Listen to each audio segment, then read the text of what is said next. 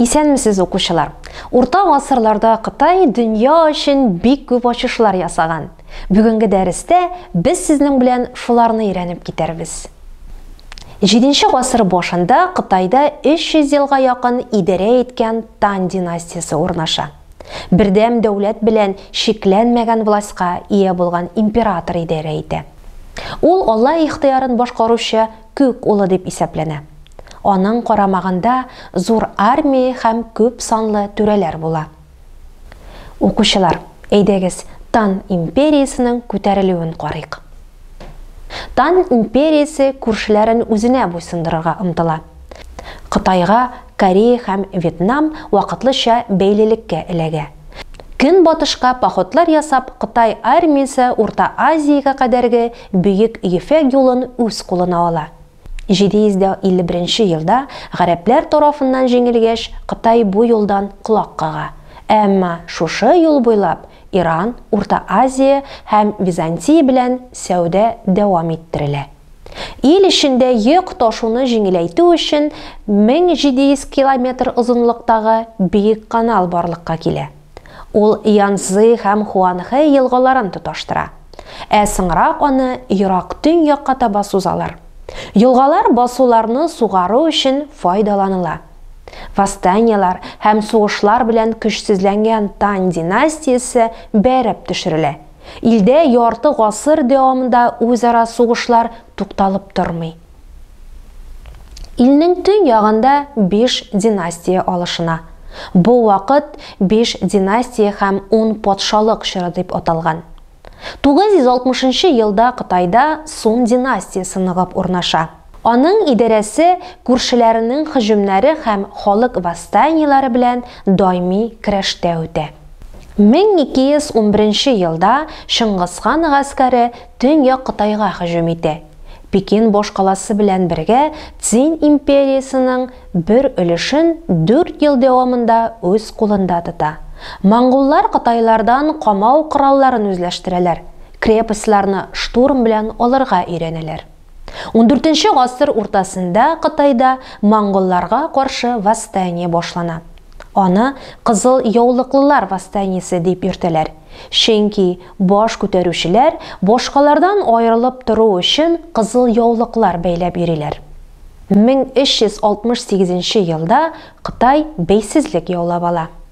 Урта гасырлардагы Кытайдагы бөек уйлап табулар бөтен дөнья күләмендә бүгенге көнгә кадәр кулланыла. Кытайлылар дөгенең 70тән артык сортын уйлап табып кына калмый, европалылардан алда китап басарга да өйрәнәләр. Осталар башта текстны шома такталарга уеп язалар. Аннары аны сыек буяу сылыйлар һәм өстенә кәгазь бите куялар. 8-нче гасырда Кытай башкаласында Башкала хәбәрчесе дигән көндәлек газета чыга башлый. Кытайлыларның уйлап табулары турында өйрәнүне дәвам итик. Кытайда дары уйлап табыла. Аны башта фейерверклар өчен, соңыннан сугыш эшендә дә кулланалар. Яндыргыч снарядларга дары тутыралар. 13-нче гасырда бамбук көпшәләре сыман мылтык, 14-нче гасырда таш һәм тимер ядрә белән кырыла торган металл туплар уйлап табыла. Кытай диңгезчеләре борынгы заманда уйлап табылган компасларны башкалардан элегрәк куллана башлыйлар. Компасны Кытайдан гарәпләр көнбатышка чыгаралар. Алардан европалылар алалар. Кытайлылар балчыкның махсус сортлары һәм кайбер тау тукымнары катнашмасыннан фарфор ясарга өйрәнәләр. Яктыга куеп караганда фарфор савытлар үтә күренмәле диярлек. Аларга әкрен генә чиртсәң дә шыңлаган мотор тавыш чыга.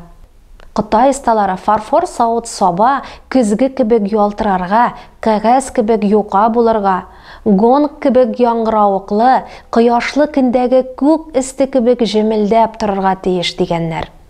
Фарфор җитештерү зур тәҗрибә, белем һәм осталык таләп итә.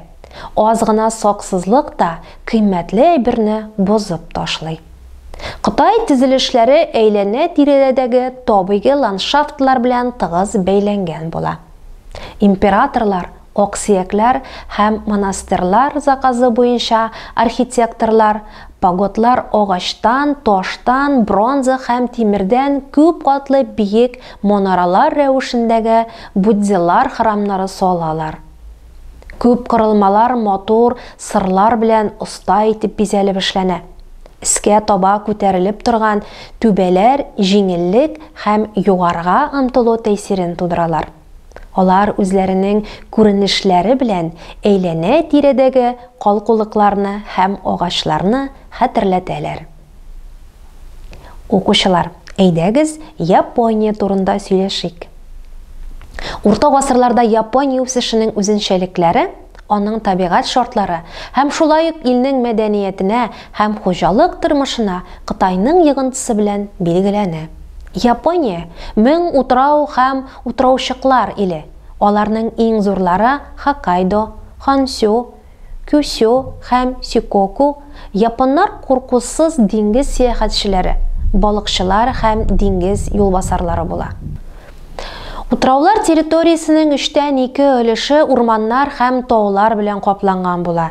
4000 метр тирәсе биеклектәге Фузи тауын японнар изге дип саныйлар. Бу җирләрдә японнар үзләренең төп азыгын дөге һәм шулай ук яшелчә, соя, бераз будай үстерәләр. Туктаусыз вулканнар атылып тору, көчле җир тетрәүләре һәм көз көннәрендә еш кына була торган тайфуннар японнарда кыенлыкларга бирешмәүчәнлек һәм сабырлык тәрбияли. 7-8 гасырларда Япония башында император торган Нара монархиясы барлыкка килә. Император һәм аның гаиләсе җирләрендә крестьяннарның кечкенә генә иманалары була. 10-12 гасырларга дворяннарга, ягъни бусиларга әйләнгән аксыякләрнең зур җир биләмәләре барлыкка килә. Самурайларның үзләрен бусиды дип аталган махсус кодексы төзелә. Бусиды принциплары барлык японнарның әхлак, холык, тәрбия һәм тәртип нормаларына йогынты ясый. Зур байлыкларга һәм өстенлекләргә ия булган аксыякләр акрынлап императорга буйсынмый башлый. 12 гасыр ахырында иң куәтле кланнарның берсе үзенең юлбашчы сёгунын илнең идарәчесе дип игълан итә. Сёгунат, ягъни сёгуннар идарәсе илдә 19 гасыр ахырына кадәр дәвам итә. Чынлыкта власть сёгуннар кулында була. Император бар тик изге ритуалларны гына башкара. Укучылар, буддизм дине Япония халкына ничек тәэсир итә? Әйдәгез шушы сорауга җавап эзлик. Япониягә Кытайдан кергән буддизм аның рухи мәдәниятенә, гырыф-гадәтләренә һәм әхлагына зур йогынты ясый. Белемле кешеләр илдә буддача монахлар була. Аларда 8 гасырдан биредә аксияк балалары, шул исәптән кызлар өчендә мәктәпләр ачыла. Яшьләрнең байлары әдәбият һәм законны өйрәнү өчен еш кына Кытайга китә. Борынгы заманнардан алып белемне японнар Кытай иероглифлары белән яза. 9 гасыр уртасында Кытай әлифбасына нигезләнгән, ләкин шактый уңайлырак япон хәрефләре уйлап табыла. Укучылар, урта гасырларда Азия, Кытай һәм Япония диелгән темабызның теория өлеше тәмам, практик өлешебезне дәвам итәрбез.